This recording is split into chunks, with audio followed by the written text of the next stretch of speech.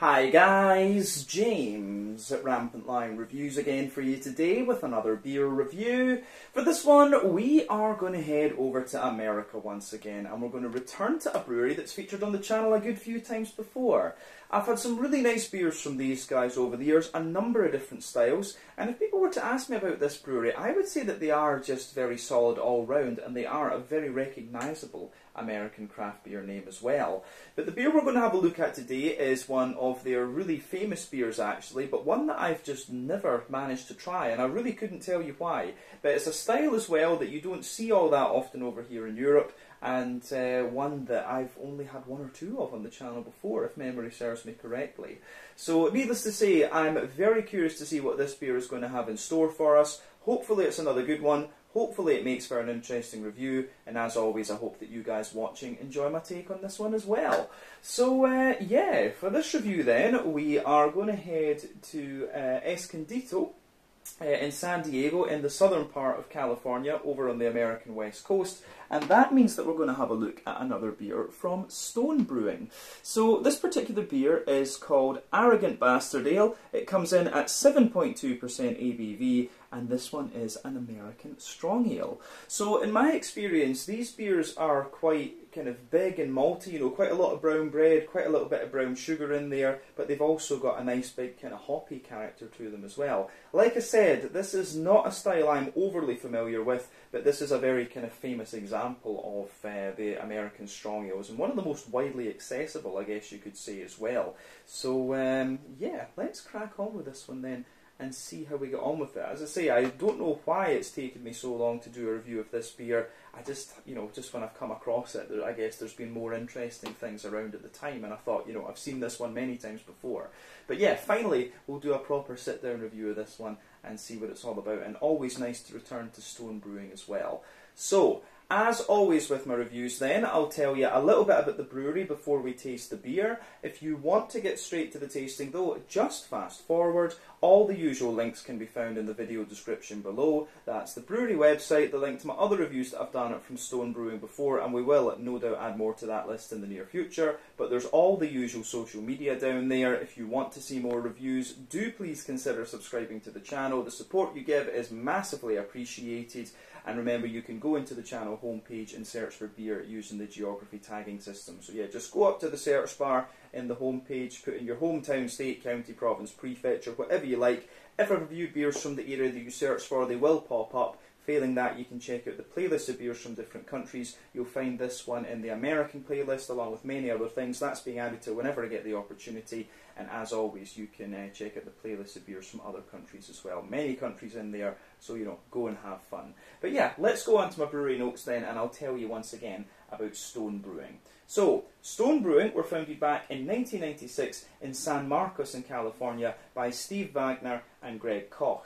So this location that they were originally based in is now home to Port Brewing Company and the Lost Abbey Brewery, but in 2006 Stone moved to a new custom-built facility in Escondito, which is also home to the restaurant Stone Brewing World and Gardens, and I've been told this is somewhere that I really do need to go and visit when I make it out to California again. But they opened a second restaurant with the same name in the Point Loma district in San Diego, and they also own stores in Oceanside, Pasadena, and also South Park and Little Italy in San Diego as well.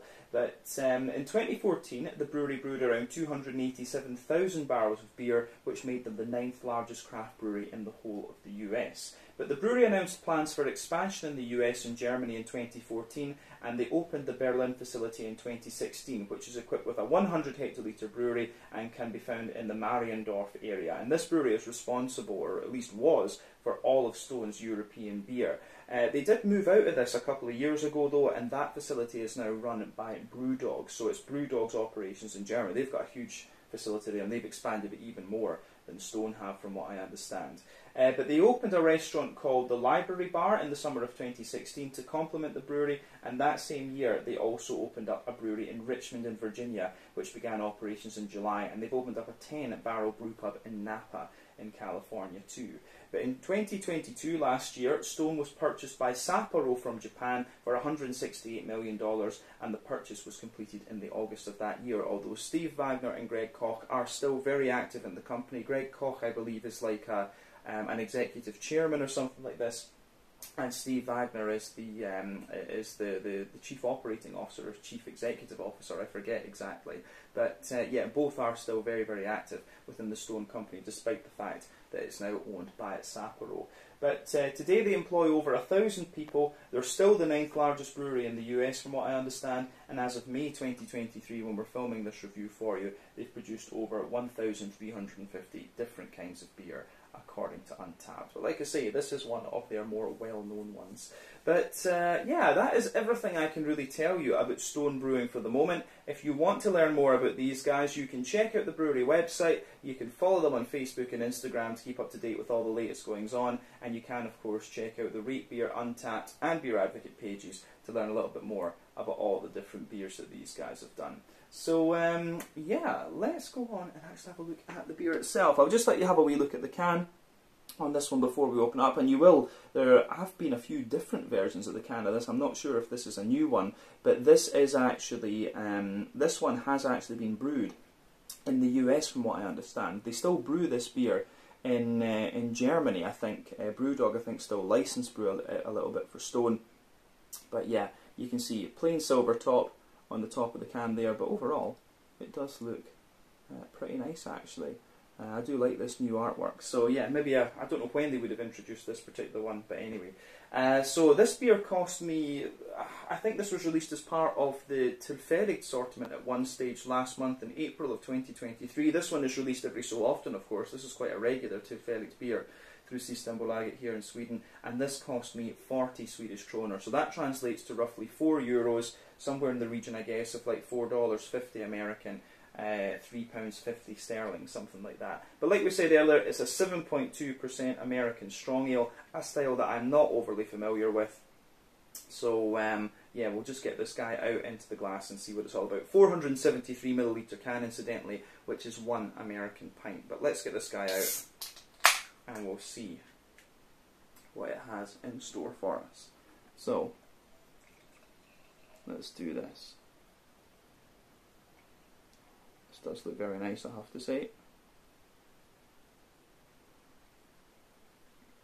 I think that's about enough to have a look at for the moment. So yeah, there we go. Yep. But yeah, anyway, as you can see, this beer has poured very nicely. It actually looks a little bit like a Dunkel lager, I have to say. And I remember American strong ales being these kind of more malty type things.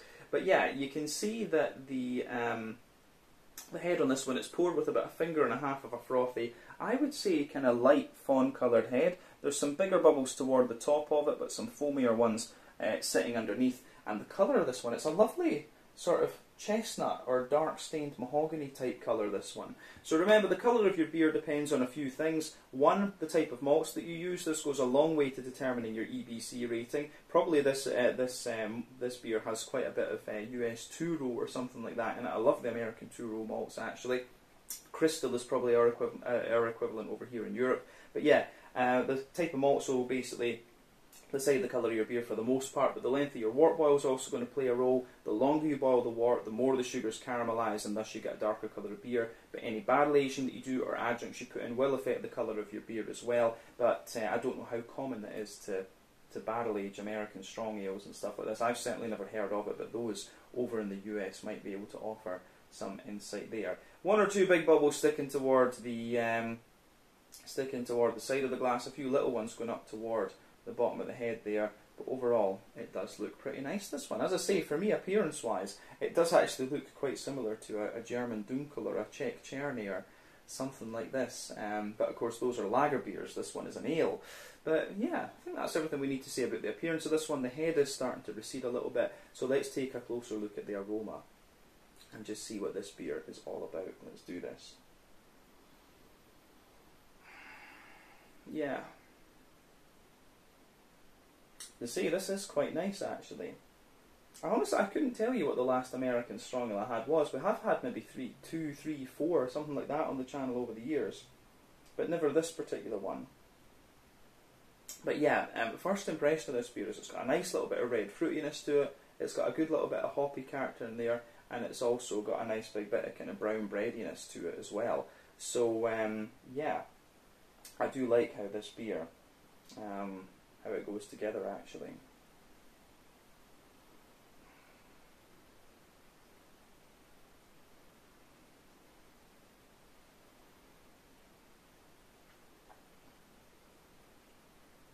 Yeah, aroma wise, this is really quite nice. Takes a little bit of time to get used to, and as I say, I don't really have a sort of point of reference for this style, to be honest with you, just because we've reviewed so few of them. But yeah, it's quite, like I say, the first impression you get is quite nice. It is like it's almost in some ways a little bit like a brown ale, actually, but not quite as kind of bready and grainy and stuff like that. But let's just try and break this aroma down and just describe it a wee bit more in depth. So, the backbone of the beer for me, you've got a little bit of kind of fresh, kind of brown bready bread crust, but it almost has a little bit of like a sweetness to it like you would get from, say, rye bread. So yeah, that kind of drier bread crusty note in there, some sweet rye bread above that, of course, a little bit of a wholemeal brown bready character to this one too. If you sugar it up a little bit, you get a little bit more of a kind of woody character out of this one.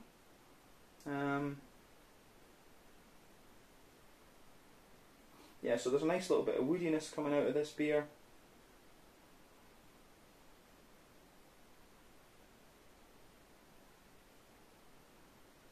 Yeah, so a little bit of woodiness coming out of this one, a little bit of nuttiness as well, which is kind of interesting. And then above the bready notes, there is almost a little touch of a sponge cake kind of character coming out of this one.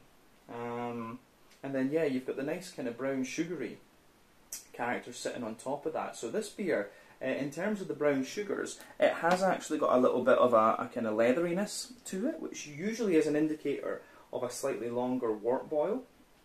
But it's not too leathery, I would hasten to add. A little bit of a toasty caramel coming out of this one as well. Some more kind of sweet oily caramelly notes coming out of the beer too.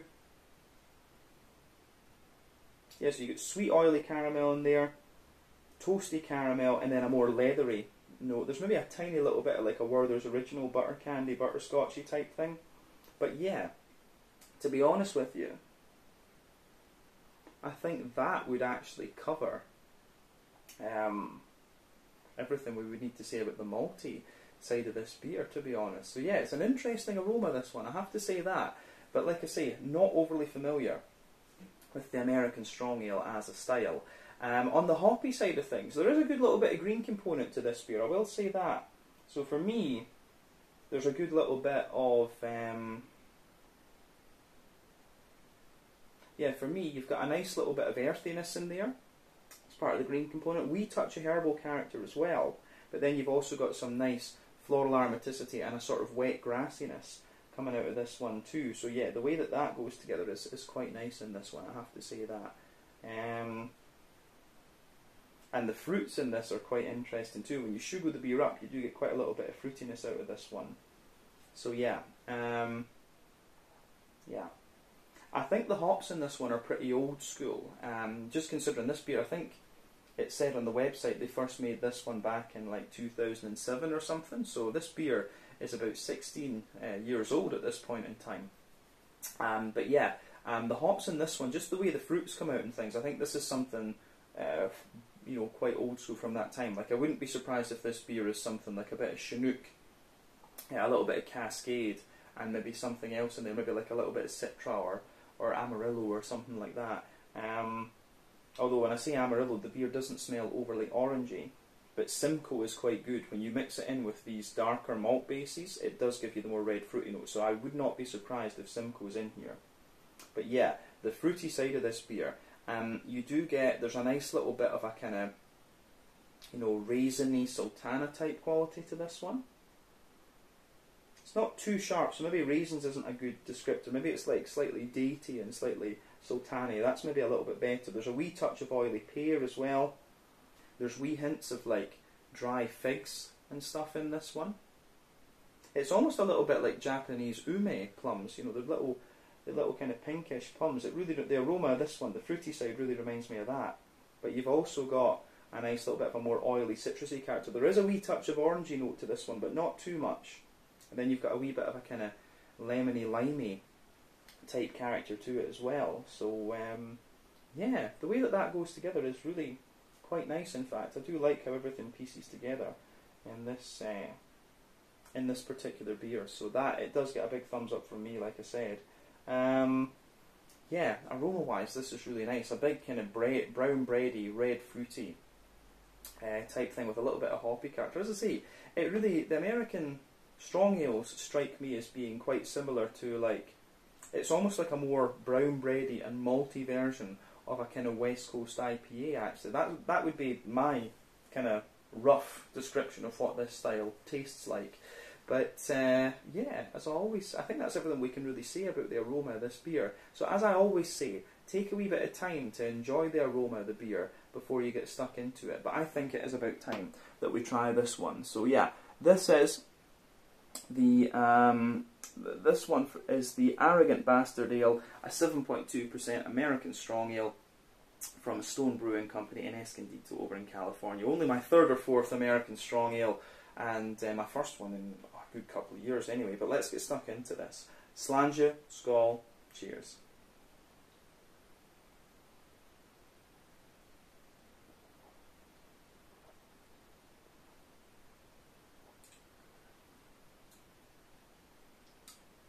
Yeah, that was pretty nice.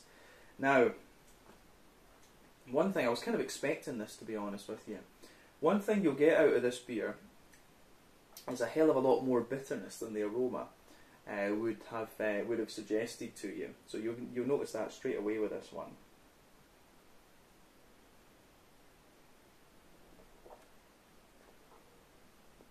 So, yeah.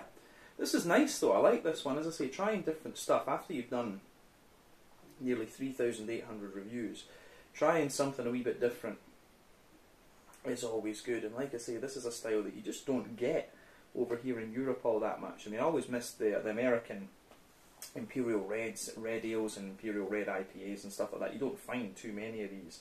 And I would say that's another thing, a style you can compare this one to. The American Reds are always a bit sweeter than this. This one's got a lot of bitterness to it, and it's got a little bit more graininess in the malt base actually. So yeah, this is quite interesting. But yeah, let's try and just break this down a bit and describe it a bit more in depth. First impression, a lot of pine resin, a lot of big floral notes, a little bit of graininess in there. Then you've also got that nice, you've also got that really nice kind of a little touch of sweetness and fruitiness in the aftertaste. So yeah, this is a bit of a beast, this beer, I have to say that.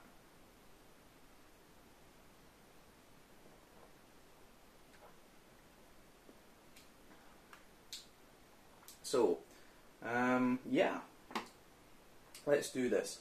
Middle third of your palate then. We'll break this beer down as we always do. The backbone of the beer, you've got that lovely kind of more grainy bread crusty character coming out of this one. So that just sits there, lovely grainy bread crust. And it's like a little bit like a more, it's kind of more like a rye bready bread crust, and it does give you a wee bit of dryness into the aftertaste, but overall it is fairly sweet. As you move further forward on that, yeah, as you move further forward on that middle third of your palate, you get a nice little bit of woodiness coming out of the beer.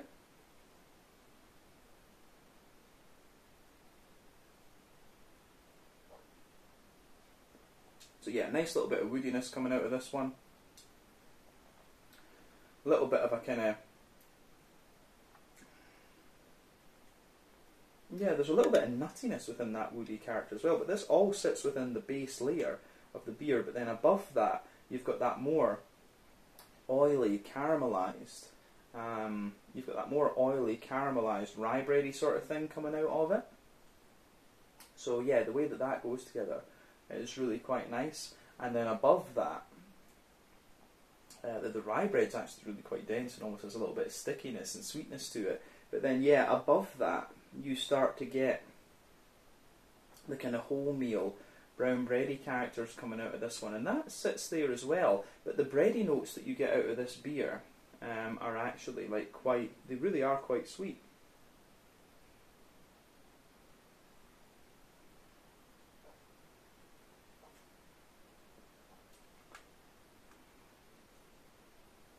So yeah, the bready notes that you get out of this one, the bready notes that you get out of this one are really, really good. Okay, you've got that big kind of rye bready note underneath, and you've got the kind of wholemeal bready character in there, and they both give you this kind of inherent sweetness, actually, which I really enjoy. But yeah, the way that that goes together is really, really nice too. But on top of that, you start to get the brown sugary characters that you can feel above the wholemeal brown bread. You get those brown sugary notes. So for me, the kind of brown sugary notes that you get out of this one are quite interesting. So in the base, you have a little bit of this more kind of leathery brown sugary character. Then above that, you get a more kind of roasty, toasty brown sugary character. And then in the middle of your palate there, you get a nice how would you say? You do get that nice kind of like a more, yes, you've got the leathery layer, a little bit of the toasty brown sugar above that, then you get the more oily kind of brown sugar. So there is a tiny little bit of that treacly molasses note there, but not too much. But in the dead centre of your palate, you get that treacly molasses, and that's what's covering the alcohol. But then underneath that, you start to get the kind of sweeter caramelly notes out of this one. So the brown sugar in this beer is quite layered, if you like.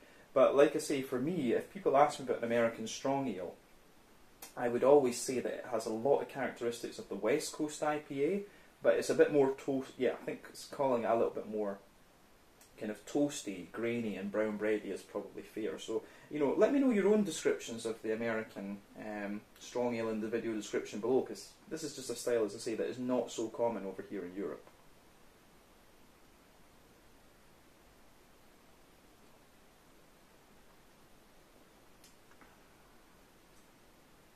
So yeah, the way this beer goes together, I think, is really nice in that sense. So, the border region between middle and back third of your palate, you've got a nice little bit of kind of bready build up in this one, like I said. So that goes together really nicely. So yeah, nice little bit of a kind of brown bready build up in there, and it's kind of rye bready, but at the same time it's got a bit more graininess and stuff too. It's not quite as sweet, but the base of that back third of your palate is quite similar. And what you often find, I've always said this in videos, that when it comes to the back third of the palate, quite often you'll get similar flavours to the middle third of your palate, but they just come out in a slightly different way. And as I've always said too, darker and more bitter flavours come out further back on the palate, sweeter flavours come out further forward. But yeah, the base of this, in the back third of the palate, you get the nice kind of grainy bread crust again, but it feels a little bit more roasty and a little bit more dry, of course. On top of that, you get the more, so on top of that, you get the, how would we say, you get a little bit of the more kind of rye bready character, but it feels a little bit lighter and more airy for sure.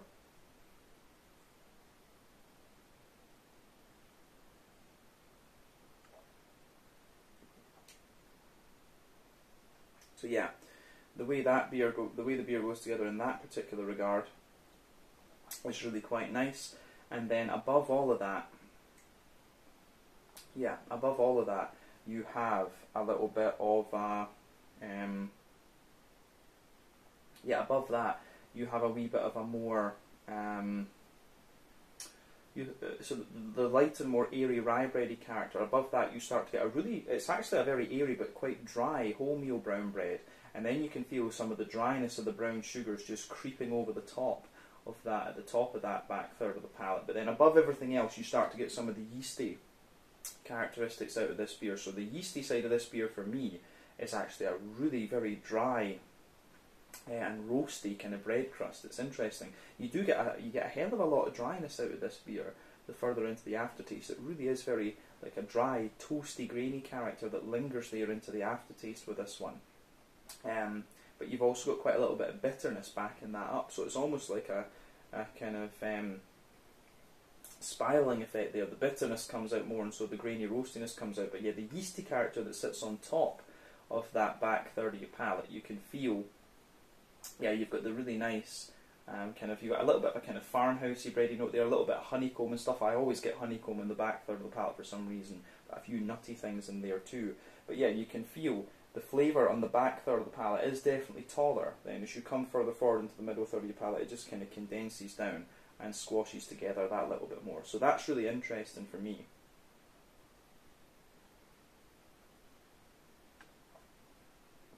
But yeah, on the hoppy side of things then, so back corners of the palate, you've got a nice little bit of a kind of earthy character in there, which is good. As you move further forward, there's a little bit of herbal character in there as well, but as you come further forward, you get a lot of, you can feel there's quite a deep pine resiny character to this one, and a bit of spicy floral aromaticity as you reach the front corners of the palate. Now, from experience, I would think that this is probably Chinook and a bit of Columbus in this one. Chinook is likely to give you the very deep kind of pine resiny characters, whereas Columbus is the one that's going to give you the big kind of spicy floral notes out of this. And those are two classic American bittering hops. There are others that it could be, such as like, you know, Tomahawk or Zeus or something like this, but I'm pretty sure the level of spice you're getting in this one is normally Columbus. So yeah, there'll probably be a lot of early edition hopping in this one. And remember, when it comes to the kind of heavily hopped beers, there are three types of hoppings you can do. Early edition hopping, usually within the first hour or so of the wort boil, that gives you a lot of bitterness. Late edition hopping within the last half hour or so of the wort boil, that gives you mainly flavour and aroma, but a little bit of bitterness. And then dry hopping, which takes place after the wort boil is complete, that gives you all flavour and aroma. So a mix of things coming out of this beer, but still, like I say, very, very nice.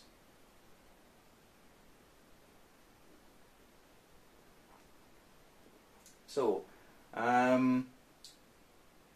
yeah, the way this beer goes together, I think, is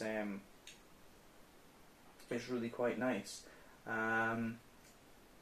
But yeah, you can feel that nice kind of spicy floral aromaticity there. And then round the front curve of the palate, you've got a little bit of a more zesty, kind of grassy character coming out of this one. So, yeah, I like that about this beer. The border region between front third and middle third of your palate on this one, you get a nice little bit of bready build-up coming out of the beer. You can feel it's kind of brown bready and so on. But, yeah, I like that. This one, so yeah, you can feel that nice kind of brown bready build-up in there, which is good. The base of that front third of your palate has still some of the kind of dry, roasty, bread crusty character, a little bit of sweet rye in there, and then above that you get the nice oily bubble where the juicy, fruity esters roll their way out of the beer. So let's have a wee look at that.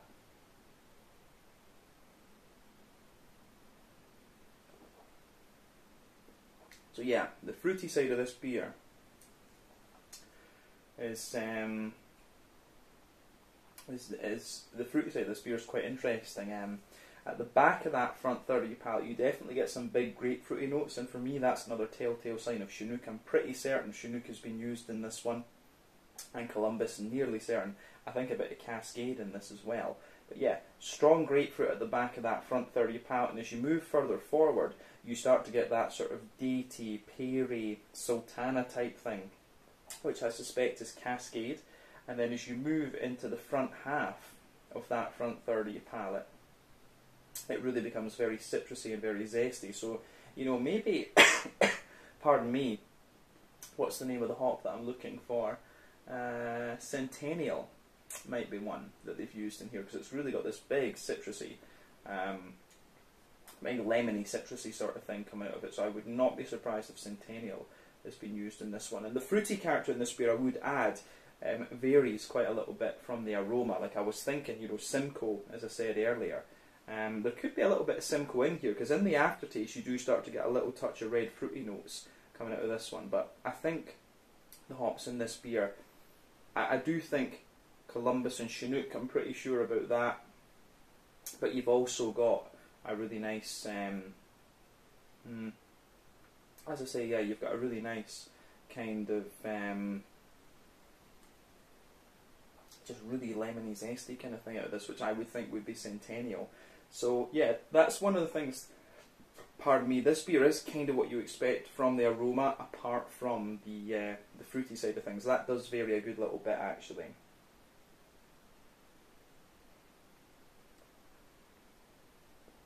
Yeah. So you do potentially, above the kind of lemony, zesty side of things for this one, you do have a wee bit of a kind of oily orange character coming out of the beer as well, which I do really like in this one too.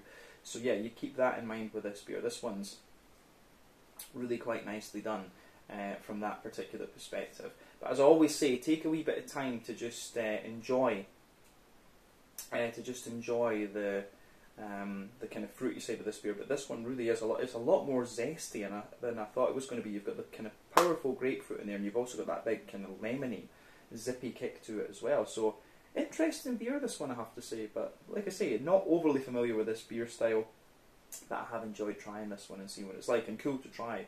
I guess one of the iconic examples of the style, Arrogant Bastard Ale, is really quite well known. But I think that's everything we really need to say about the flavour of this beer. So let's have a wee look at the mouthfeel then, just to round off.